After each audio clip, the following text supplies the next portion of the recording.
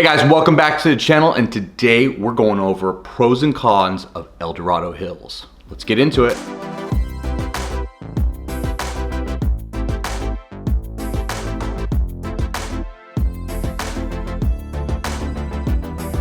Welcome back to the channel, everybody. As always, before we continue, please hit that like button, subscribe, make sure you're ding that notification bell because I got videos coming out for you every single week to keep you up to date.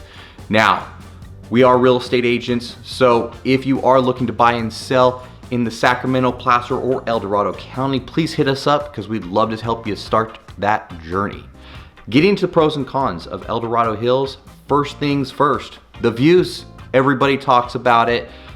Those views are beautiful. You're overlooking Sierra Mountains. You're also, depending on where you're at, you could even be looking over Folsom Lake.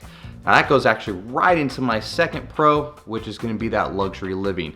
Because of where El Dorado Hills is, how the houses are situated, some of the larger lots out there, you actually get those views, but these large homes, we're talking 3,000 plus square foot, multi-million-dollar homes, custom homes, semi-custom homes, you name it, they got it out there. Now, con with that though, I will say is gonna probably be because you're on the hill or on the start of these foothills, is a lot of the lots are gonna be a little bit weird. We just recently sold a house to a client where half their backyard was actually going up the hill. Now it was okay, it was a larger lot. Like I said before, a lot of these houses have these larger lots, but they kind of lost a little bit of that square footage in the backyard because of this. So depending on where you're at, if you're on the base, you don't really have to deal with this. You're gonna have flatter land, but as you get up into the hills a little bit more, you are gonna have a little unevenness when you're looking at these different lots. Just know, it might take a little bit of fishing around, and that's what we're here for, to find you the right lot for you. But at the same time, if you want a little bit more privacy, depending on where you're at on that hill, it might actually just be the perfect spot for you. All right, now going into number 3 is going to be the schools. We get calls from Southern California, Bay Area, even some of those out-of-staters. When they reach out to us, the first thing we hear about is, hey, we want some of the best schools. We want El Dorado Hills. So we get them out there. With that, they've got after-school programs, before-school programs, tons of different sporting, everything that you can ask for in a school district. El Dorado, they actually deliver. Another cool thing about El Dorado Hills, or another pro about El Dorado Hills, is it's still that small town feel, right? I mean, you're not even a city technically.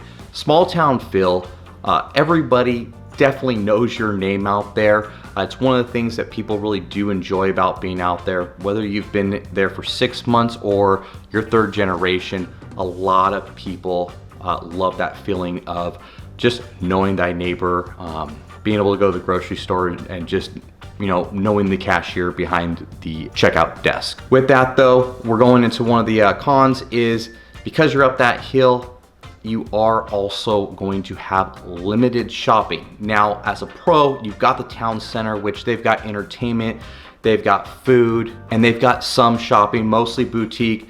But if you really want to do any shopping, major shopping, especially like back to school shopping, or if you're looking for really, you know, Christmas gifts, anything like that, you're going to be really limited on what you can find in the El Dorado Hill community. But it's not too bad. You got Folsom right there. So you've got outlets, you've got the open air mall out there. So you've got plenty close by. It's just if you want to really quickly go down the street to grab something like you would in Folsom or say like the Roseville area, it's going to be a little bit more of a drive for you. The other thing too that I really like about being in El Dorado, and I kind of mentioned it a little bit earlier, is going to also be that you're right there at Folsom Lake. So outdoor wise, you've got hiking, you've got biking. I love the boat life, so you got tons of boat life right there. And of course, you got the Johnny Cash Trail. So a lot of people are just doing your casual walking, nothing crazy, but your outdoor life is great. Going into that though, I'm also gonna give you a little bit of a con with the outdoors, of course, brings critters and animals. So if you're not fond of snakes every once in a while, deer coming in and eating on your garden, some raccoons. Every once in a while we'll see coyotes running through neighborhoods. You do get that wildlife, but again, with that wildlife comes a little bit more spread out area, which then allows for those views. Don't forget about them. Other cool thing about being in Dorado Hills is you're really close to everything. Sacramento, depending on what time you're driving there, it's gonna take you 35 to 40 minutes to get to your Sacramento area. If you are wanting to go to some wine tasting, you got Placerville, you got Apple Hill right up there. Great place, especially once it hits fall. Let me tell you, go up there, get yourself an apple pie. Probably one of the best ones you've ever had. And also you've got some other little small towns out there that are really kind of cool just to check out. And our favorite, of course, is always Tahoe, which is just a hop, skip, and a jump on the other side. So geographically, it's a nice little place that if you really want quick access to anything city life to, again, outdoor life, you've got it right there at your fingertips. You don't really have to go too far. So going into a con, I would say, is gonna be cost of living. Couple things on this. One, average house price right now at the time of filming, it's gonna range somewhere between $9 to $1 million for most of the houses out there. But again, if you're moving to Dorado Hills, you're going there for the luxury lifestyle. Another thing too, with that cost of living, gotta jump into, you are on the PG&E grid. So there are times we've had clients unfortunately affected by some of the blackout days when it gets too windy up there. If you're in the town or if you're in the city of Dorado Hills, you're gonna be fine. If you're out the outskirts, you could get affected. A lot of our clients have said forget it, and they've got generators that flip on with a quick flip of a switch. But other than that, PG&E's out there. So just the cost of your average bill is gonna probably be, especially when you got pool and everything else, it could be up to $800.